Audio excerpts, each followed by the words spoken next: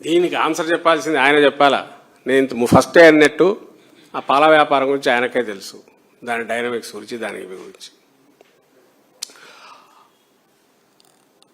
ఆ రేట్లు, ఇది ఆర్గానిక్ థింగ్, పాలు, వాటి రేట్లు ఎట్లా పెరుగుతాయి, ఫ్లక్చుయేషన్స్ ఎట్లుంటాయి అనే దానికి, లేదా ఎప్పుడు ఎంతవరకు అయితే రీజనబుల్ ఇది ఉంటుంది, దాంట్లోంచి ఏమేమి బై ప్రొడక్ట్స్, మనం దీని పుణ్యం అని ఈ సంవత్సరంగా స్టడీ చేస్తున్నాం. లేదంటే మనకం పోయింది, ఆడ పోతే ప్రసాదం వేస్తే కళ్ళగద్దుకొని తింటాం, లేదంటే బయటికి పోతే డైరీ ప్రోడక్ట్స్ చూసి పూర్తి నమ్మకంతో కొనుక్కొచ్చి వాటిని ఏదో వాడుకుంటాం, చాలా క్వాలిటీ స్టాండర్డ్స్ ఇవని.